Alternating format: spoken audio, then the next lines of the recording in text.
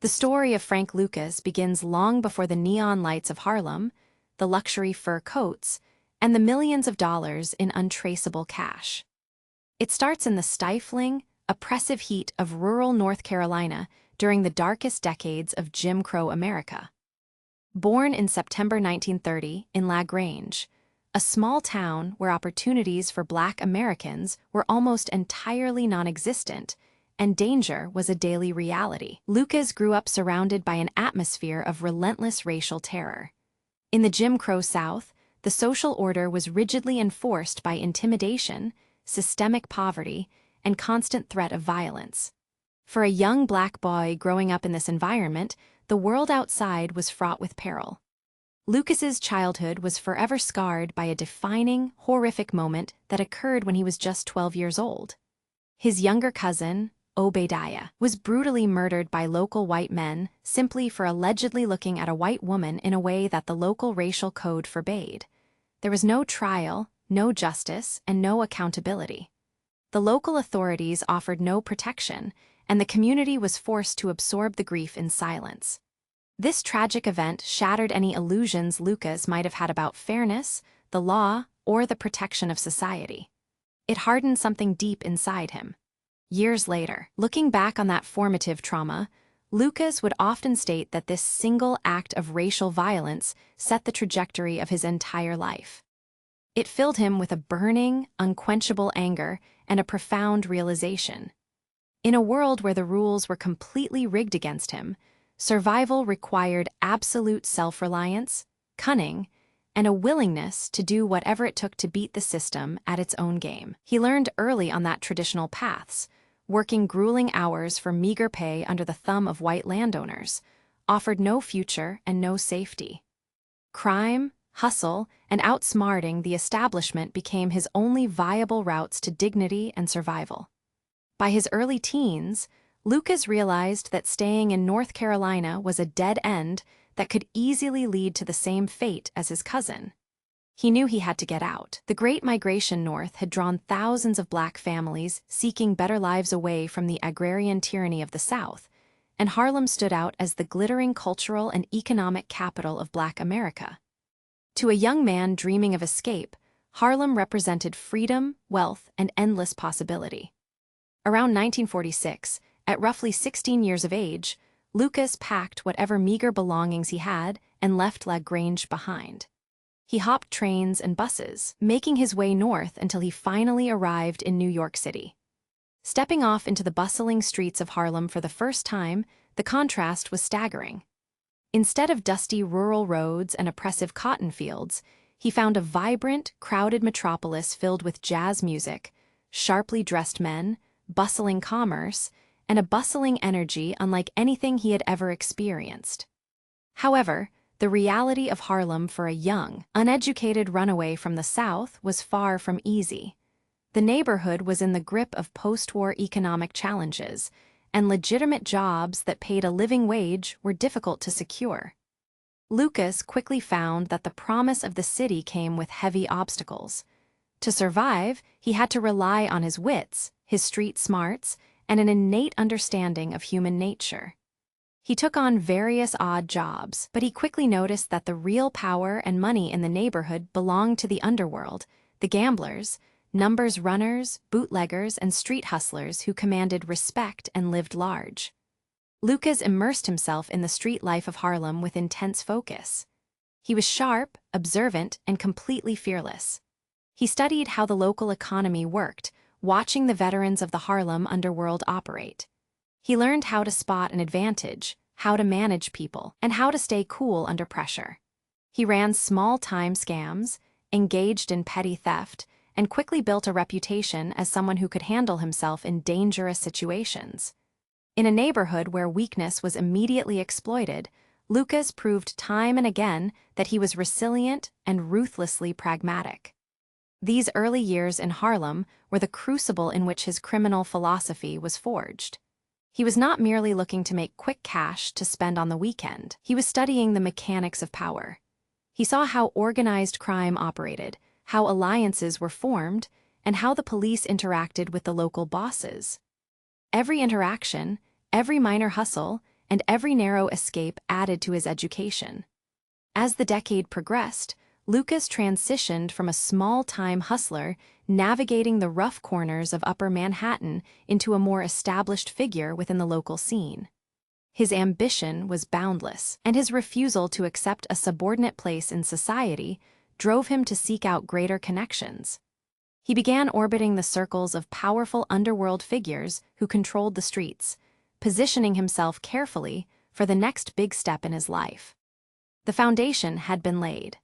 The traumatized boy who had fled the violent fields of North Carolina had transformed into a hardened, ambitious street operator ready to conquer New York City. The lessons learned during his upbringing, distrust of authority, absolute reliance on oneself, and the burning desire for supreme control, would guide his every move as he stepped deeper into the sophisticated world of Harlem organized crime, eventually leading him to the doorstep of the legendary Bumpy Johnson. The transition from a street-level hustler to a recognized figure in Harlem required more than just ambition and raw survival skills. It required mentorship, discipline, and an introduction to the higher echelons of the criminal underworld. For Frank Lucas, that crucial turning point arrived when he entered the orbit of the most formidable and legendary crime boss in Upper Manhattan, Ellsworth Raymond Johnson, universally known as Bumpy Johnson. Bumpy was not merely a criminal. He was a cultural institution, a political force, and a revered protector of Harlem who commanded the absolute loyalty of his associates and the deep respect of the community. Bumpy Johnson ruled Harlem with a unique blend of ruthless efficiency and intellectual sophistication. Unlike many common thugs who relied purely on brute force, Bumpy was a voracious reader, an intellectual who appreciated art and poetry, and a master strategist who understood how to navigate the complex web of race, politics, and power in mid-century New York. He had spent years serving as the chief lieutenant for Stephanie St. Clair, the legendary queen of the Harlem Numbers racket, before taking over the reins of power himself. By the time Lucas caught his attention, Bumpy was an elder statesman of the underworld, having forged uneasy alliances with the Italian Mafia families who controlled the broader New York crime syndicate, particularly the Luciano and Genovese crime families. How Lucas and Bumpy first crossed paths has been the subject of much folklore, with various accounts suggesting everything from a chance meeting on a Harlem street corner to Lucas being introduced by mutual acquaintances who recognized his relentless drive and sharp instincts. Whatever the exact introduction, Bumpy quickly recognized something unique in the young man from North Carolina. Where others saw a reckless hustler, Bumpy saw a disciplined, hyper-vigilant operative who possessed an uncanny capacity for silence and discretion. In a world where loose lips constantly led to prison cells or early graves, Lucas knew how to keep his mouth shut, observe everything, and execute instructions to the letter. Bumpy took Lucas under his wing, integrating him into his inner circle and giving him a ringside seat to the inner workings of a multi-million-dollar criminal enterprise. For Lucas, this was the ultimate masterclass. He spent years working closely with Bumpy, absorbing invaluable lessons that would shape the rest of his criminal career. Bumpy taught him that the foundation of any successful enterprise was absolute loyalty, meticulous organization, and strict discipline. He showed Lucas how to manage money, how to handle unpredictable personalities, and how to maintain a low profile despite wielding enormous power. One of the most vital lessons Bumpy imparted to Lucas was the art of dealing with the Italian Mafia. At the time, the Italian mob controlled the major wholesale narcotics and policy operations in New York City, and black crime bosses were generally forced to operate as junior partners, taking orders and accepting smaller cuts of the profits. Bumpy navigated this delicate ecosystem through a combination of diplomatic maneuvering, fierce independence, and the readiness to defend his territory. He commanded enough respect that the Italian families could not simply steamroll him, but he also recognized the immense structural power they held over the city's supply chains. Lucas watched and learned as Bumpy held meetings in smoky Harlem lounges, upscale restaurants, and private backrooms, negotiating with top-tier mobsters while maintaining the dignity and autonomy of his own organization. Lucas studied how Bumpy dressed, how he spoke, and how he commanded a room without ever needing to raise his voice or resort to unnecessary violence. Bumpy believed that violence was a failure of intelligence, a last resort when all other options had been exhausted. He taught Lucas that true power lay in economic control, quiet influence, and the ability to command loyalty through respect rather than fear alone. During these formative years, Lucas served in various capacities within Bumpy's organization, acting as a driver, a bodyguard, a trusted errand runner, and eventually as a dependable enforcer who could handle sensitive situations with absolute discretion. He was always nearby, quietly observing how Bumpy managed his relationships with politicians, police officers, judges, and rival gangsters. Lucas noted every detail of how the older boss balanced his criminal activities with community philanthropy, handing out turkeys to the needy during holidays, and funding local programs, which earned Bumpy the moniker of the Robin Hood of Harlem. Lucas realized that community standing and criminal enterprise were deeply intertwined, and maintaining a facade of respectability was essential for long-term survival. However, life as Bumpy Johnson's associate was fraught with constant peril. The federal government and local law enforcement were perpetually targeting the Harlem boss, leading to frequent raids, surveillance, and legal battles.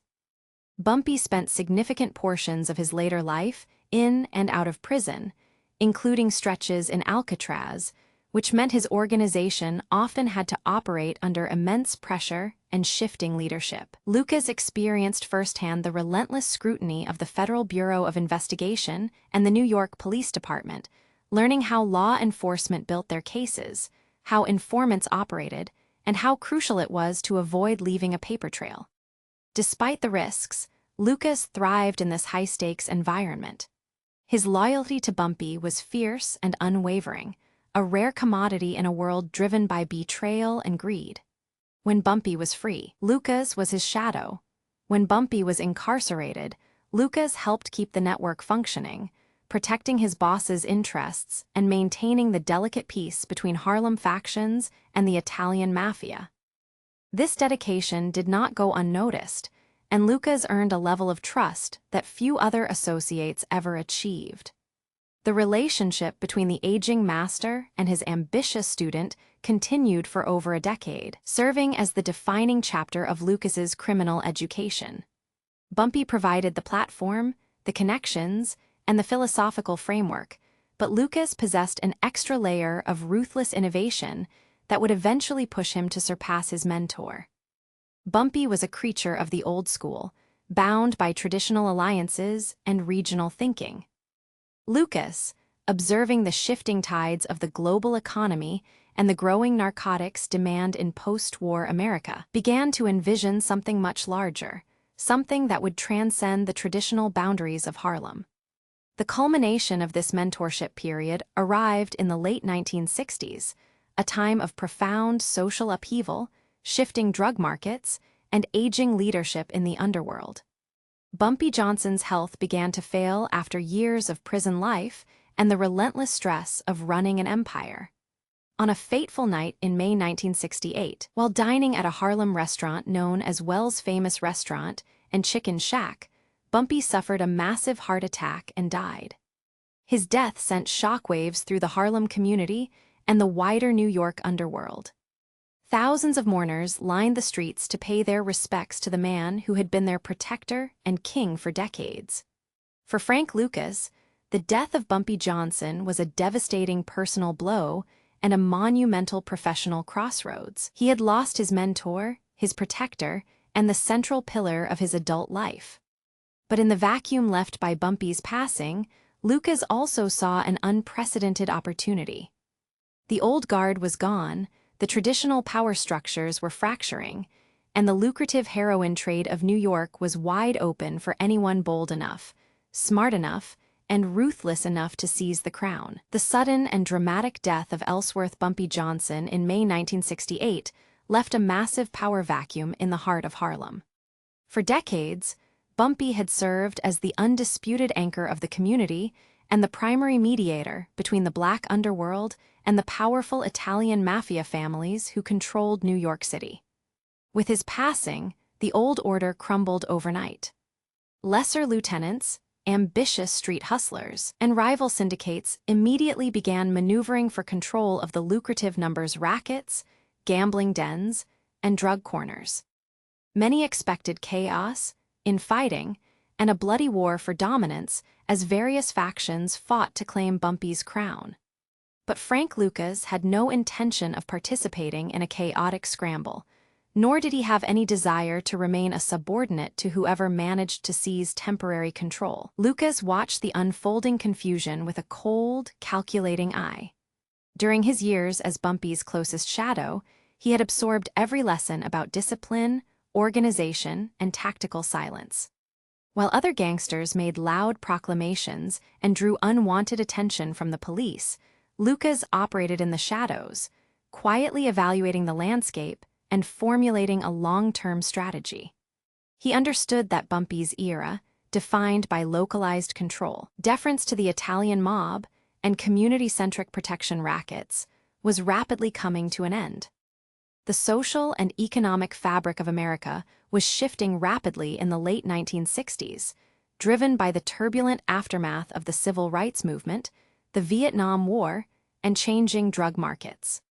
Lucas realized that to survive and conquer this new world, he needed an organization built differently from anything Harlem had ever seen. His first major decision was absolute independence.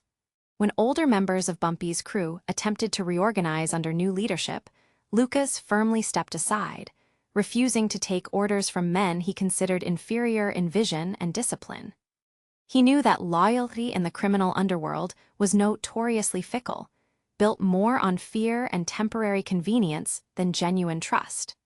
To build an empire that could withstand both police scrutiny and underworld betrayal, Lucas decided to construct his organization from the ground up, relying exclusively on the people he trusted most, his own family. He looked south to his roots in rural North Carolina, remembering the tight-knit bonds of kinship and the fierce loyalty of his relatives.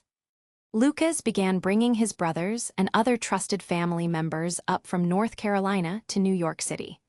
To the outside observer, this family-centered recruitment strategy seemed quaint or even unsophisticated compared to the sprawling, multi-ethnic syndicates of the Italian Mafia or the street gangs of Harlem.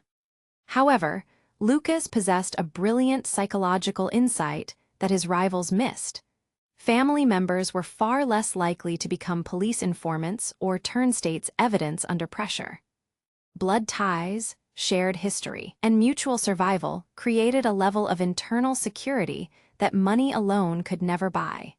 He systematically placed his brothers into critical operational roles, assigning them specific responsibilities ranging from money laundering and logistics to security and distribution. Each family member recruited by Lucas was trained to adhere to strict rules of conduct.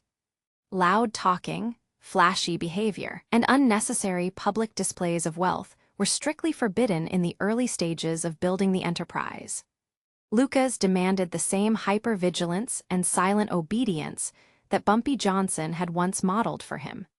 He set up safe houses, established secure communication channels, and reorganized the traditional drug distribution networks into a lean, highly efficient corporate hierarchy. There were no middlemen, no leaky operations, and no chaotic street-level squabbles that could draw the attention of the New York Police Department's elite narcotics squads. As his family members settled into their new roles, Lucas began systematically acquiring properties and commercial fronts throughout Harlem. He purchased brownstones, social clubs, garages, and legitimate businesses that served as dual-purpose covers for his illicit activities. These locations allowed his organization to move money, store goods, and coordinate logistics without raising suspicion from local authorities or neighborhood residents. Lucas understood that blending into the physical architecture of Harlem was just as important as blending into its social fabric. He maintained the outward appearance of a successful businessman, renting modest yet respectable spaces while quietly consolidating his financial resources. This deliberate and methodical approach allowed Lucas to build a powerful network beneath the surface of the city long before law enforcement or rival crime bosses realized what was happening.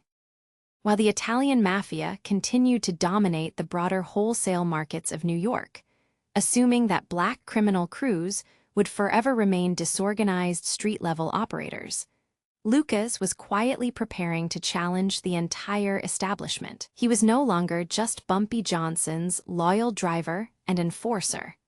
He was the architect of a new criminal enterprise, carefully laying the groundwork for a revolutionary takeover of the American drug trade. For decades, the importation and wholesale distribution of heroin in the United States had been tightly controlled by the Italian Mafia.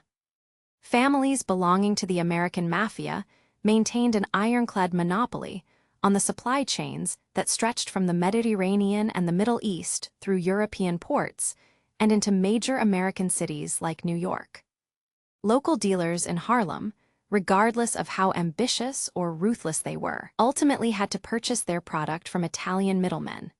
These middlemen imposed steep markups, diluted the product multiple times to stretch their profit margins, and treated black criminal operators as subordinate junior partners who could be squeezed or sidelined at will. Frank Lucas recognized that as long as he relied on the Mafia for his supply, he would never truly be in control of his own destiny, nor would he be able to build the kind of vast, independent wealth he envisioned. To break this systemic chokehold, Lucas conceived a strategy that was breathtaking in its audacity. Instead of buying from local distributors or European contacts, he decided to bypass the Italian Mafia entirely and establish a direct pipeline straight to the source of global heroin production. During the late 1960s, the escalating conflict in Southeast Asia had turned the region known as the Golden Triangle, where the borders of Thailand, Burma, and Laos converge, into one of the most prolific opium-producing areas on Earth. Vast fields of poppies flourished in the remote jungles, harvested by local farmers and processed into raw heroin in clandestine mountain laboratories. Lucas determined that if he could travel directly to these remote Asian jungles, forge relationships with primary producers, and set up his own transportation network, he could acquire pure heroin at a fraction of the cost demanded by the Mafia. In 1968, acting on this daring vision, Lucas boarded a commercial airliner and flew halfway across the world to Bangkok, Thailand, a city he had never visited before and whose language he did not speak. Arriving in an unfamiliar and hazardous environment, he checked into the Dusit Thani Hotel and set out to find a reliable connection. His search led him to Jack's American Bar, a popular rest and relaxation spot for African American soldiers stationed in Southeast Asia. There, he connected with Leslie Ike Atkinson, a United States Army Master Sergeant who was originally from North Carolina and was married to one of Lucas's cousins. Atkinson was well connected within the military community and possessed deep ties to local suppliers, making him the ideal linchpin for Lucas's ambitious international scheme. Recognizing the immense stakes, Lucas refused to rely solely on intermediaries and insisted on seeing the production operations with his own eyes. Accompanied by Atkinson, Lucas journeyed deep into the dense, perilous jungles of Thailand, traveling for nearly 2 weeks to reach the remote interior. They navigated rugged terrain until they met with local suppliers and tribal leaders who controlled the expansive poppy fields and mountain processing caves. Among these contacts was a major Chinese Thai producer who oversaw extensive harvesting operations.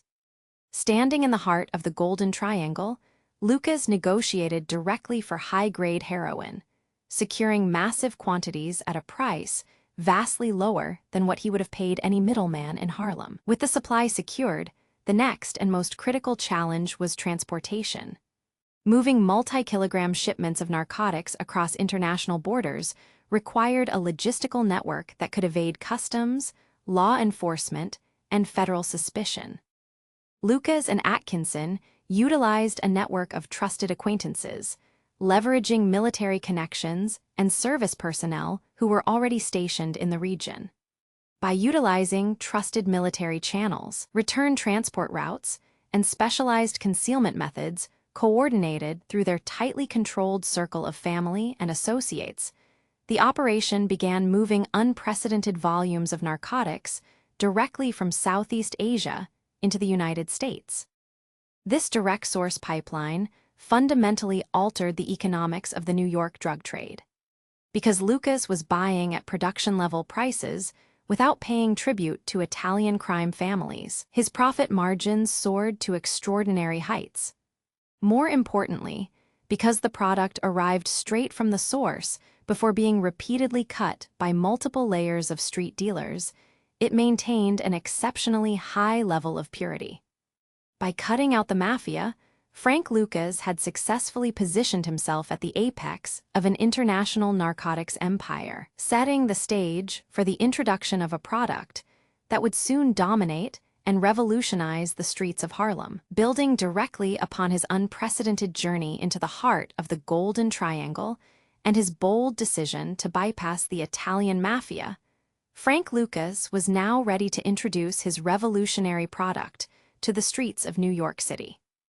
The elimination of middlemen allowed Lucas to import heroin of a grade that the American drug market had literally never seen before. While typical street-level narcotics circulating through Harlem and the broader metropolitan area were routinely diluted, stretched, and cut down to a meager 10 to 15% purity level by a greedy chain of mob-connected wholesalers, sub-wholesalers, and local pushers, Lucas chose a radically different path.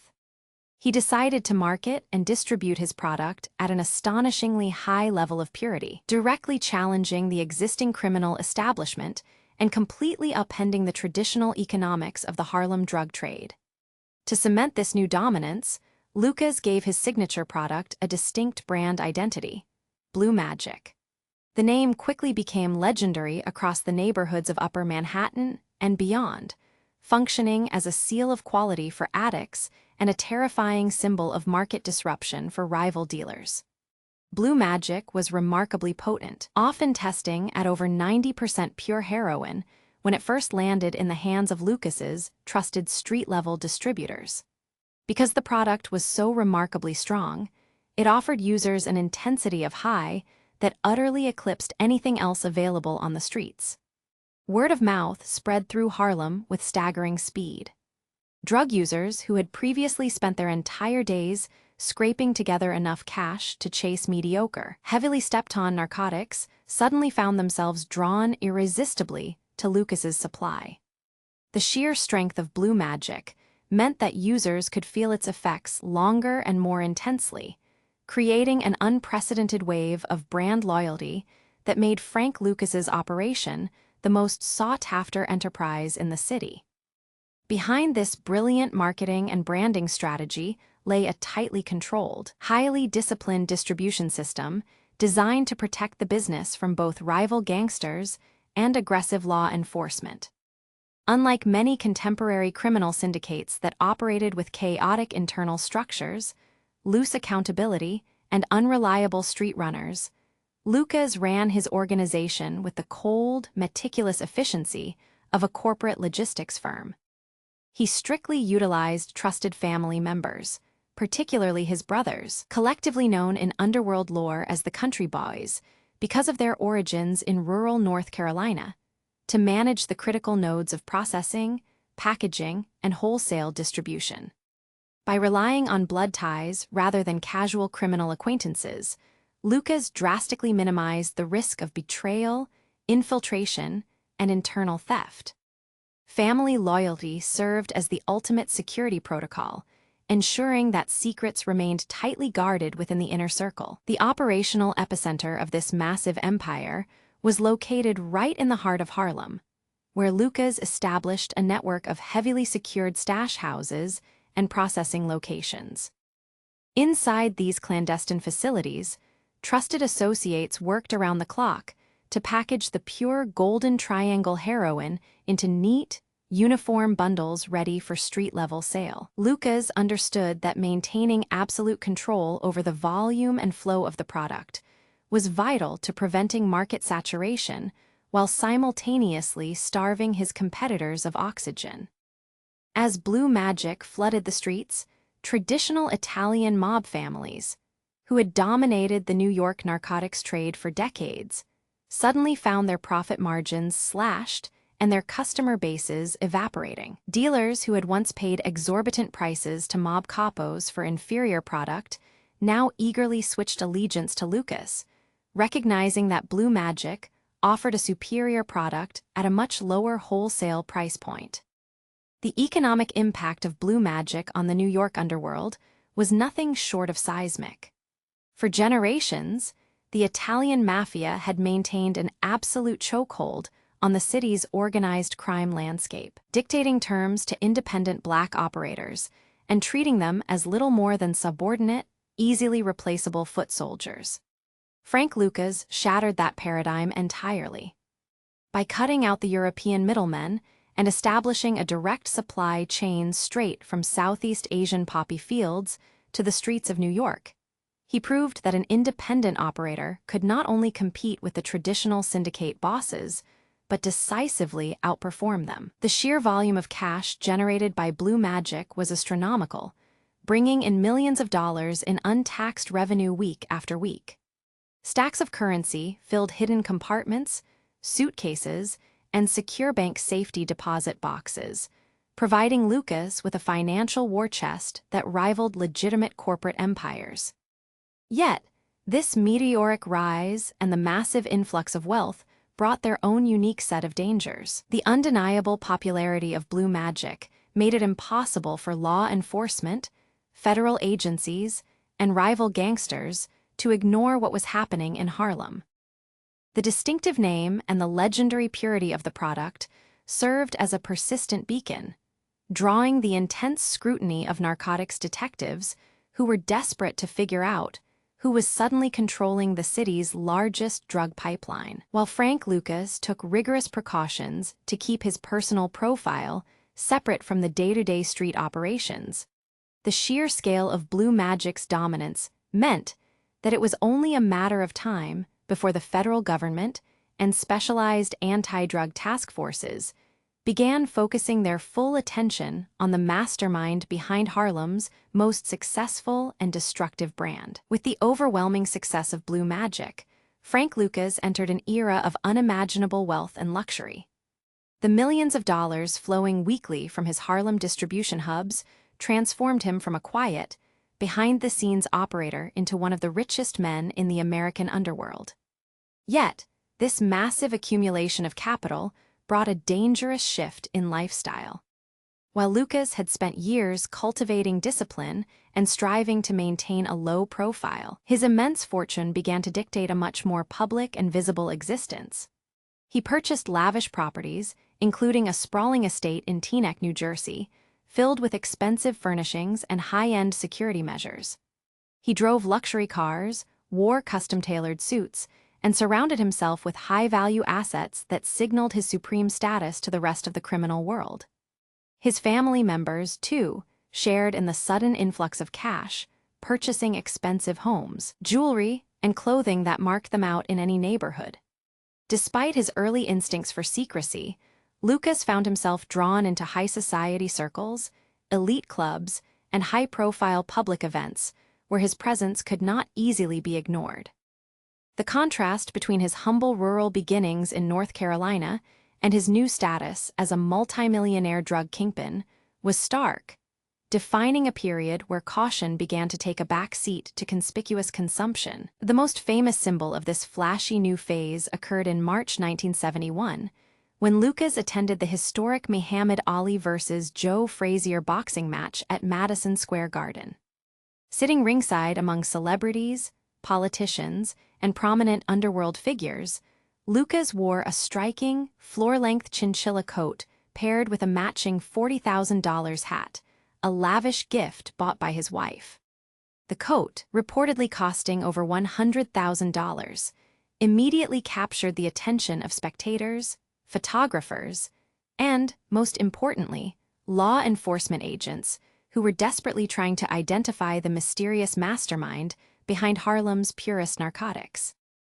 In a world where traditional Italian mob bosses like Carlo Gambino or Frank Costello deliberately maintained low profiles to avoid drawing government attention, Lucas's bold display at Madison Square Garden was a critical error. It thrust a powerful spotlight onto an operation that had previously thrived precisely because it remained hidden in the shadows. Law enforcement officers who had previously struggled to connect the dots of the blue magic supply chain suddenly had a clear target, a recognizable face, and an undeniable marker of extreme, unexplained wealth. While Lucas continued to manage his multi-state distribution network with corporate efficiency, the veneer of invisibility was gone. The public visibility that came with his immense fortune acted as a beacon for federal and local investigators, setting the stage for a comprehensive, highly focused takedown that would eventually dismantle his entire empire. His desire to enjoy the fruits of his criminal labor ultimately created vulnerabilities that outweighed the protective measures of his family-run organization, proving that in the dangerous world of major narcotics trafficking, ego and exposure are precursors to ruin. While Frank Lucas was basking in the blinding lights of Madison Square Garden and wearing his infamous chinchilla coat, a very different kind of work was unfolding in the drab, fluorescent-lit offices of federal and local law enforcement. For months, detectives and federal agents had been scratching their heads over a strange phenomenon in Harlem and throughout the New York metropolitan area. Street corners were flooded with heroin of unprecedented purity, sold under the brand name Blue Magic. Yet, traditional intelligence channels yielded remarkably little information about who was actually running the operation.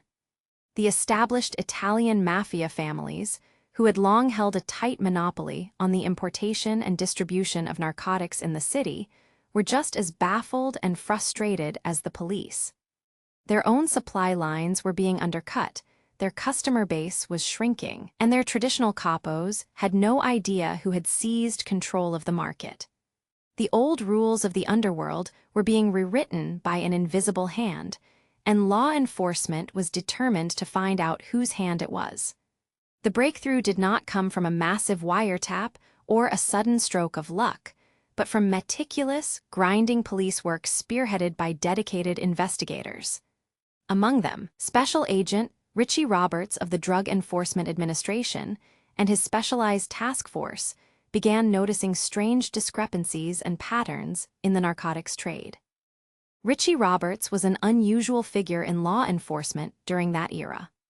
While many departments were plagued by systemic corruption, Roberts had earned a reputation as an incorruptible detective, famously turning in $1 million in unmarked cash he had found during a drug raid. This uncompromising integrity made him an outcast among some of his peers, but it also made him uniquely qualified to lead an untainted investigation into the largest heroin ring on the East Coast.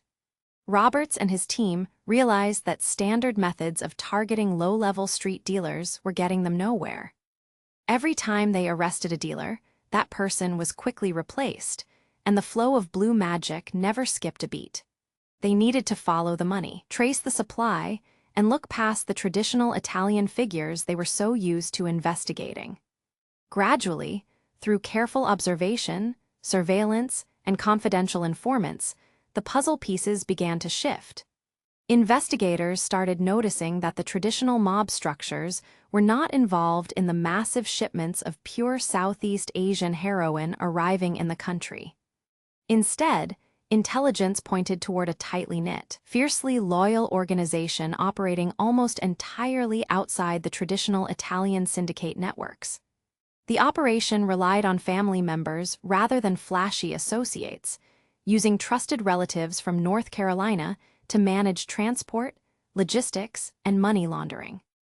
As agents dug deeper into financial records, property purchases, and luxury assets, the name Frank Lucas began to surface with increasing frequency. Here was a man who ostensibly owned a few legitimate businesses and dry cleaners, yet he was living a lifestyle that rivaled the wealthiest industrialists in the country. The high-profile appearance at the boxing match served as a massive public confirmation of what investigators had been suspecting in private. Frank Lucas was not just a successful player in the drug trade. He was the central architect of the entire blue magic empire. With a clear target in sight, the focus of the investigation shifted from a vague, anonymous syndicate to a specific individual and his inner circle. Law enforcement agencies began pooling their resources, coordinating between local New York police departments and federal drug enforcement units. They established surveillance on Lucas's properties, tracking his movements between Harlem and his sprawling estate in Teaneck, New Jersey. They documented his associates, mapped out his distribution hubs, and began building a comprehensive case that would withstand the scrutiny of a federal court. The net was slowly and deliberately tightening around the drug kingpin.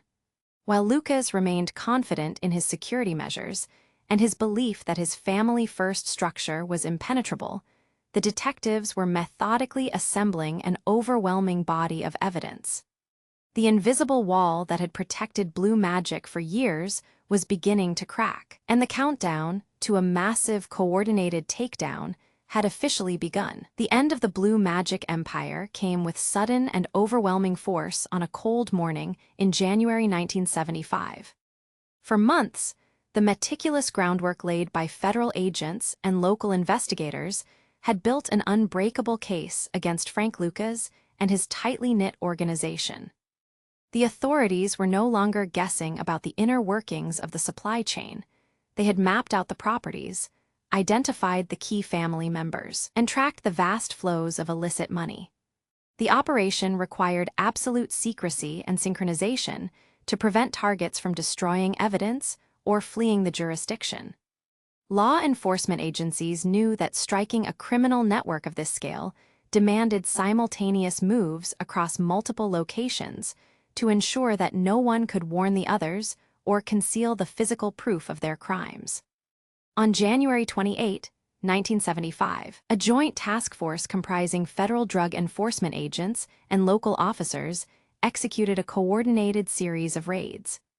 The primary target was Lucas's sprawling, luxurious residence in the upscale suburb of Teaneck, New Jersey. As law enforcement officers breached the property, chaos erupted inside the house. Caught completely off guard by the sudden appearance of federal and local badges, members of the household scrambled in panic. In a frantic attempt to dispose of incriminating evidence, large amounts of cash were thrown from windows, fluttering down onto the grounds surrounding the house. Agents quickly secured the perimeter, collected the scattered bills, and entered the residence to conduct a thorough search of every room, closet, and hidden compartment. The search of the Teaneck estate yielded staggering results that confirmed the immense scale of the drug operation. Agents recovered hundreds of thousands of dollars in cash stashed throughout the house, money that Lucas casually referred to as everyday street funds. Alongside the currency, investigators discovered critical documentation, including property deeds, business records, and keys to secure international safe deposit boxes in places like the Cayman Islands. These assets provided the physical and financial links that prosecutors needed to demonstrate the true breadth of the criminal enterprise. Simultaneously, other teams of officers struck secondary locations, distribution hubs, and residences associated with Lucas's trusted family members in New York and North Carolina, arresting key lieutenants and seizing additional assets before they could be hidden or transferred. The simultaneous raids marked a turning point in the war on narcotics trafficking on the East Coast. For years, the Blue Magic organization had operated with virtual impunity, insulated by its unique supply lines and family-first structure. Now, the pillars holding up the empire had been kicked out in a single morning. The physical seizure of assets, combined with the apprehension of the central figures, effectively crippled the distribution network that had flooded New York streets with pure heroin. As Frank Lucas was placed under arrest and taken into custody, the invisible wall protecting his operations finally crumbled. The long investigation had reached its climax, setting the stage for a landmark prosecution that would dismantle one of the most lucrative and sophisticated drug rings in American history. With the physical empire smashed and millions of dollars in cash and property seized by federal and local authorities, Frank Lucas sat in a holding cell facing an inescapable reality. The United States government had built an airtight case against him, backed by mountains of financial records, intercepted communications, and physical evidence recovered during the January 1975 raids. Prosecutors made it clear that they intended to pursue maximum sentences that would ensure Lucas spent the rest of his natural life behind bars.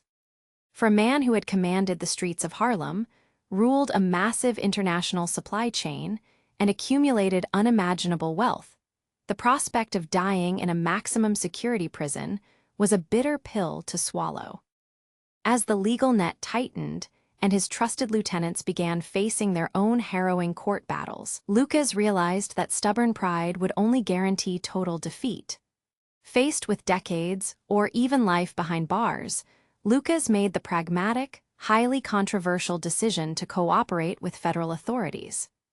In the high-stakes world of organized crime, turning informant was considered the ultimate betrayal, a cowardly act that invited immediate retaliation from former associates, angry competitors, and betrayed syndicate figures. Yet Lucas viewed survival and self-preservation as his highest priorities. He understood that he possessed a vast, highly valuable insider knowledge base about the mechanics of the narcotics trade, the corrupt officials who had shielded criminal enterprises for years, and the intricate financial networks that sustained the East Coast underworld. If he offered the government enough actionable intelligence, he might secure a drastically reduced sentence and a chance at eventual freedom. The cooperation process began in secret with federal prosecutors and special agents from the Drug Enforcement Administration. Lucas sat across from investigators in secure rooms, detailing the inner workings of his operations. He explained how he had bypassed the traditional Italian Mafia families by establishing direct contacts with sources in Southeast Asia, cutting out middlemen to maximize profit margins. He walked investigators through the logistics of importing pure heroin, detailing the routes, the methods, and the clandestine operations that had baffled law enforcement for years. But the most explosive information Lucas provided went far beyond his own organization. He began naming names across the entire spectrum of the criminal underworld and law enforcement. Lucas provided detailed accounts of rampant corruption within the New York City Police Department and federal agencies. He revealed how dishonest detectives, corrupt inspectors, and municipal officials had accepted regular bribes to protect drug traffickers, turn a blind eye to shipments, and tip off criminals about impending raids. For years, ordinary citizens and honest officers suspected that major drug rings enjoyed high-level protection, but Lucas's inside testimony provided concrete evidence and specific identities. His cooperation sent shockwaves through the judicial and law enforcement systems, leading to internal investigations, sudden resignations, and a sweeping reassessment of how police corruption enabled large-scale narcotics distribution in America. The decision to turn government witness carried an immediate and severe human cost. By agreeing to testify and share confidential information, Lucas instantly became one of the most hated men in the American underworld. Former allies who had sworn loyalty to him now viewed him as a traitor who traded their freedom to save his own skin. The street code of silence, long treated as an absolute rule in Harlem and beyond, had been broken by its most prominent kingpin. Threats against Lucas and his remaining family members multiplied exponentially. Federal authorities recognized the extreme danger he faced and realized that standard protective measures would not be enough to keep him safe from vengeful underworld figures determined to exact lethal retribution.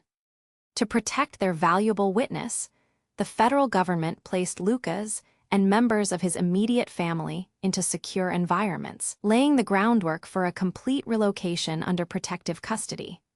The lifestyle of private jets, luxury estates in New Jersey, expensive jewelry, and public adoration was gone forever, replaced by safe houses, guarded corridors, and anonymous existence.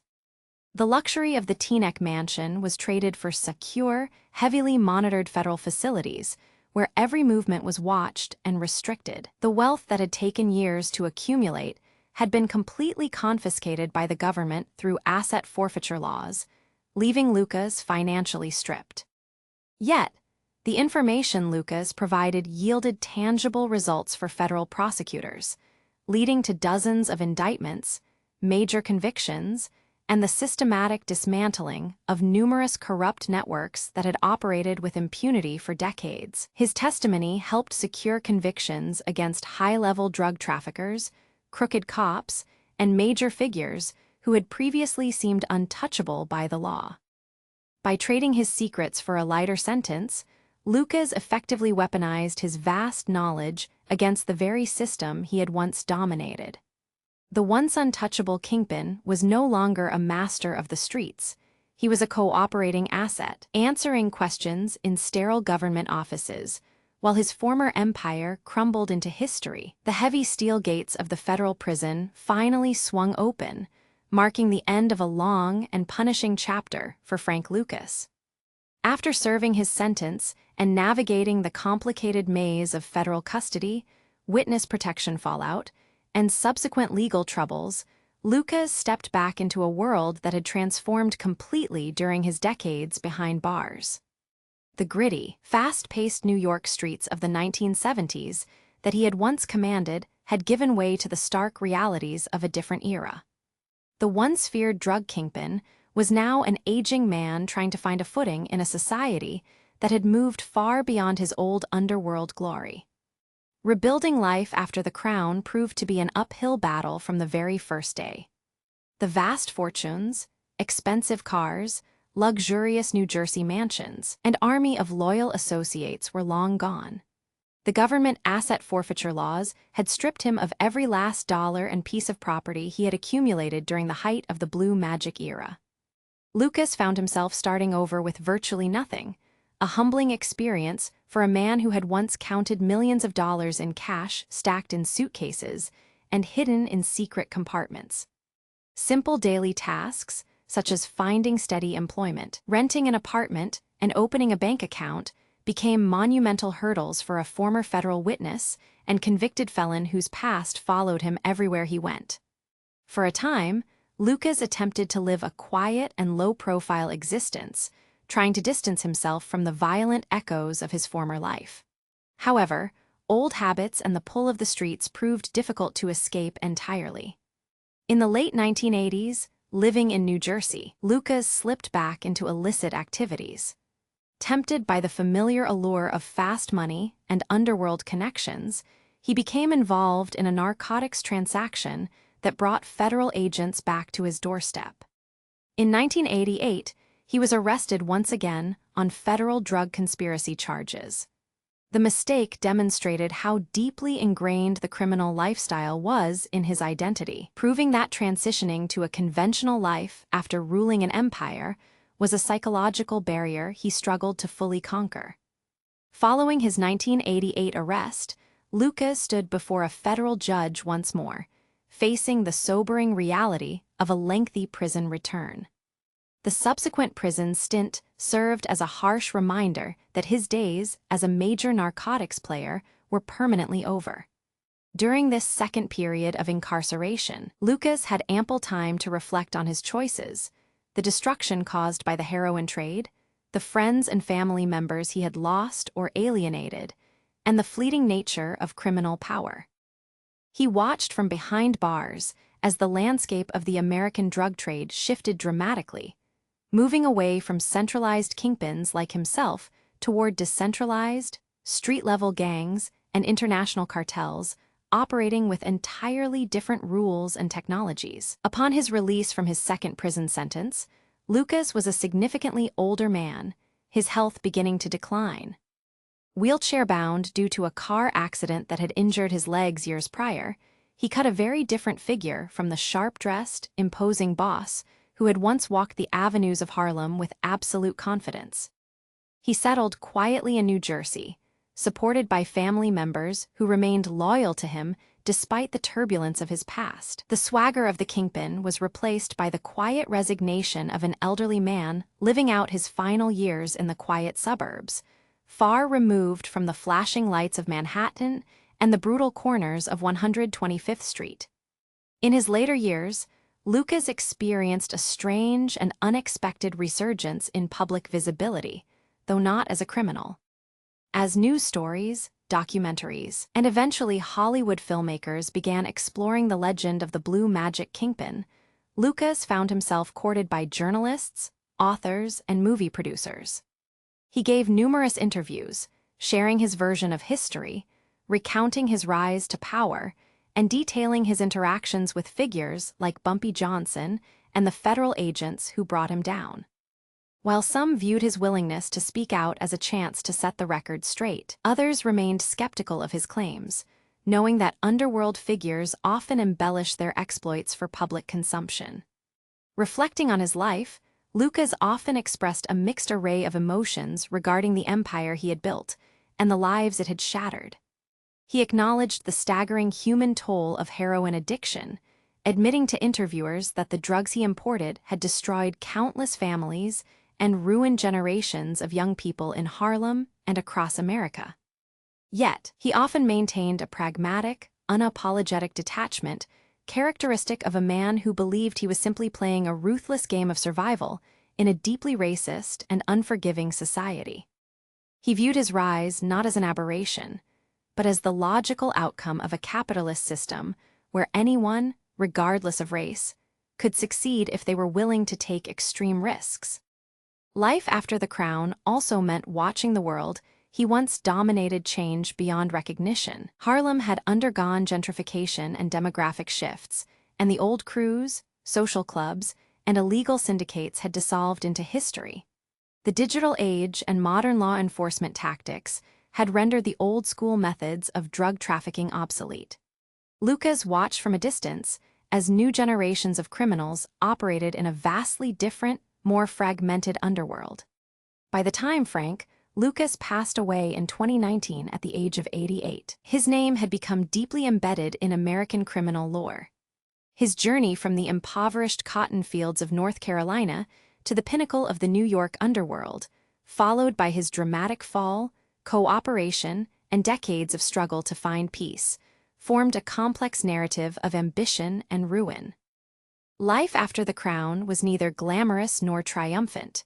It was a long, quiet reckoning with the heavy consequences of a life built on crime, leaving behind a legacy that would continue to fascinate and disturb observers for generations to come. The release of the major motion picture American Gangster in 2007 thrust Frank Lucas back into the public eye on a global scale, transforming an aging former criminal into a pop culture phenomenon. Directed by Ridley Scott and starring Academy Award winner Denzel Washington as Lucas and Russell Crowe as the determined detective Richie Roberts, the film brought the gritty reality of 1970s Harlem and the Blue Magic Empire to millions of moviegoers worldwide. For Lucas, the film was the ultimate validation of his legendary status, cementing his name in cinematic history and making him a household name far beyond the borders of New York City. He was treated like a celebrity, walking red carpets, appearing on television talk shows, and giving countless interviews to journalists eager to hear the story straight from the man who had lived it. Yet, the Hollywood spotlight also brought intense scrutiny, forcing historians, law enforcement officials, and former associates to look closely at the gap between Hollywood fiction and historical fact. When audiences watched Denzel Washington portray Frank Lucas on the big screen, they were presented with a carefully crafted narrative that emphasized cinematic drama, personal redemption, and the compelling dynamic between an unorthodox kingpin and an honest cop. However, real life is rarely as neat or neatly packaged as a Hollywood script, and many elements of Lucas's story were heavily dramatized, exaggerated, or outright invented for maximum theatrical impact. Law enforcement officers who had actually worked the case in the 1970s, including the real Richie Roberts and federal agents from the Drug Enforcement Administration, immediately stepped forward to challenge several of the most famous claims made by Lucas and amplified by the film. One of the most glaring points of contention surrounded Lucas's central myth: the method by which he allegedly smuggled heroin out of Southeast Asia during the Vietnam War. In the movie, as in many interviews given by Lucas, he claimed that he smuggled pure heroin into the United States hidden inside the coffins of dead American soldiers returning from Vietnam. This vivid and shocking image became the defining trademark of the Blue Magic legend, shocking viewers and instantly explaining how a Harlem dealer could bypass traditional mafia routes without detection. However, federal agents, military investigators, and investigative journalists quickly debunked this claim as a fabrication.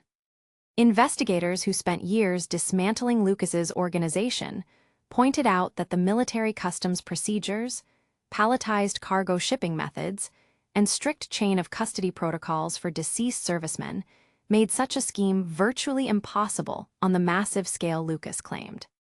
Instead, federal wiretaps and trial evidence revealed that Lucas utilized a much more mundane, albeit highly effective, network of civilian couriers, corrupt military personnel, and commercial flights to transport narcotics from Southeast Asia through Thailand and into the United States.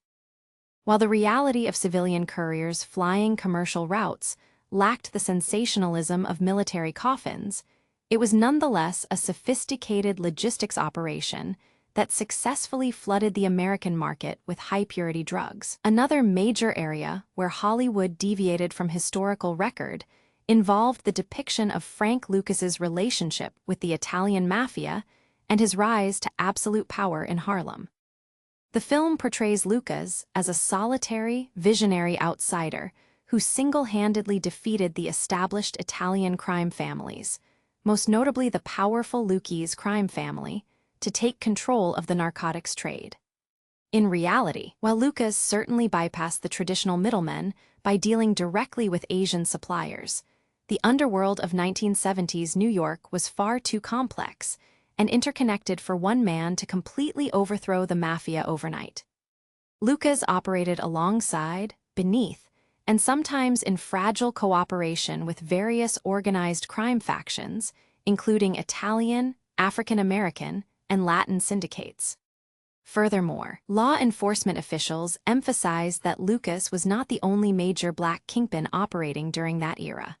Figures like Nicky Barnes controlled massive drug empires of their own in Harlem, creating a crowded, intensely violent, and competitive narcotics landscape that bore little resemblance to the solitary throne depicted in the movie.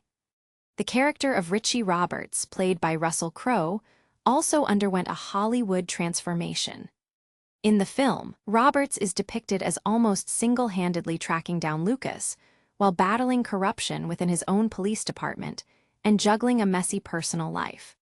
While Richie Roberts was indeed a dedicated and incorruptible detective who played a crucial role in bringing Lucas down, the investigation was actually a massive, multi-agency federal and local task force involving dozens of dedicated agents, months of painstaking wiretaps, surveillance, and financial analysis.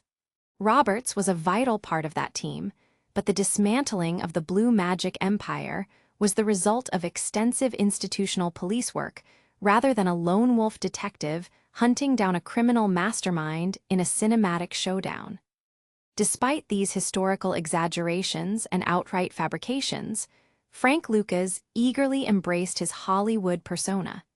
He attended premieres, posed for photographs with Denzel Washington, and enjoyed a brief period of financial compensation and public adoration. For Lucas, the movie was a chance to dictate his own legacy, ensuring that he would be remembered not merely as a convicted felon who destroyed countless lives with heroin, but as a brilliant, cunning strategist who outsmarted the white establishment and the Italian Mafia on their own terms. He reveled in the attention, signing autographs and leaning into the mythology that he had cultivated over decades. Yet, behind the flashing cameras and red carpets, a darker and more complex reality remained. Many of Lucas's former associates, rivals, and law enforcement officers expressed bitterness over the way the film glorified a man responsible for immense human suffering. They argued that Hollywood had turned a ruthless drug dealer into an anti-hero, sanitizing the devastating impact of heroin addiction on Black communities in Harlem and cities across America.